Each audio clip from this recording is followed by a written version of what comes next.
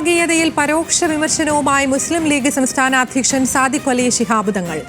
വാഫി വഫിയ വിഷയത്തിലാണ് സാദിഖ് അലി തങ്ങളുടെ പ്രതികരണം. വിഷയത്തിൽ തീരുമാനമെടുക്കാൻ സമസ്ത മുഷാവറ അംഗങ്ങൾ ഉൾക്കൊള്ളുന്ന സമിതിയുണ്ട്. അവരെയും മറികടന്നുള്ള പ്രചാരണത്തിന് ആരും മെനക്കെടരുതെന്ന് തങ്ങൾ പറഞ്ഞു.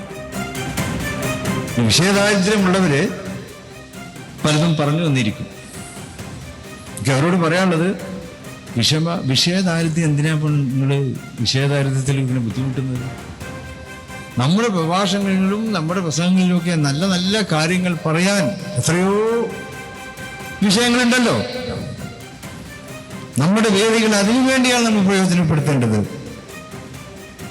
അല്ലാതെ തെറ്റിദ്ധരിപ്പിക്കുവാൻ വേണ്ടിയല്ല. നമ്മൾ സത്യത്തിന്റെ മാർഗത്തിലൂടെ മുന്നോട്ട് പോകുന്നവരാണ്.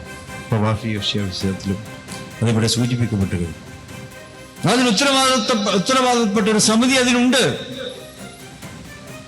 സമസ്ത കേരള ജമിയത്തുൽ ഉലമയുടെ ഉന്നത മുഷാവറ അംഗങ്ങൾ ഉൾക്കൊള്ളുന്ന ഒരു സമിതിയാണ്. അവരെയും മറികടന്നുകൊണ്ടുള്ള പ്രചാരണത്തിനൊന്നും ആരും മെനക്കെടരുത് എന്നാണ് എനിക്ക് പറയാനുള്ളത്.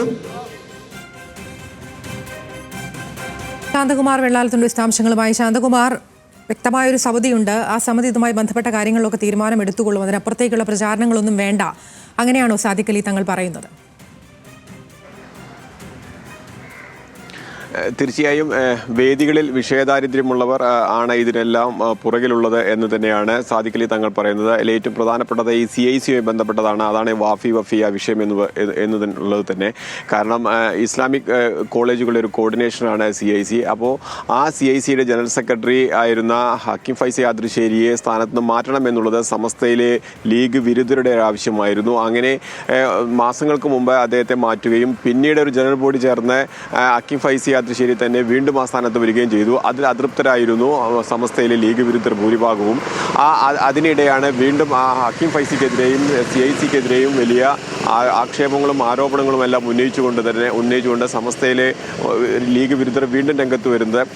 തുടർന്ന് അതിനെ ഒരു ഉപസമിതിയെ നിശ്ചയിക്കുകയും ആ ഉപസമിതി അത് പരിശോധിക്കുന്നുണ്ട് എന്ന് നേരത്തെ തന്നെ പാണക്കാട് സാദിഖ് അലി തങ്ങൾ അറിയിച്ചതുമാണ്. തുടർന്നും ഇത്തരം പ്രചരണങ്ങളും എല്ലാം ഉയർന്ന സാഹചര്യത്തിലാണ് ഈ സമസ്തയുടെ തന്നെ ഒരു വേദിയിൽ, അതായത് സുന്നി മഹല്ല് ഫെഡറേഷൻ്റെ ഒരു വേദിയിൽ ഇന്നലെ സാദിഖ് അലി തങ്ങൾ ശക്തമായ മുന്നറിയിപ്പ് നൽകുന്നത്. ഇത് അനുസരണയോട് കൂടി വേണം എന്നുള്ള മുന്നറിയിപ്പോടുകൂടി തന്നെയാണ് സാദിഖ് അലി തങ്ങൾ ഇത്തരത്തിലുള്ള പരാമർശം നടത്തുന്നത്. അത് സമസ്തയുടെ തന്നെ അല്ലെങ്കിൽ സുന്നി മഹല്ല് ഫെഡറേഷൻ്റെ തന്നെ ഒരു വേദിയിലാണ് എന്നുള്ളത് തന്നെയാണ് ഏറെ പ്രധാനപ്പെട്ടതും. ആതിര. ശരി, ശാന്തകുമാർ വെള്ളാലത്താണ് വിശദാംശങ്ങൾ നൽകിയത്.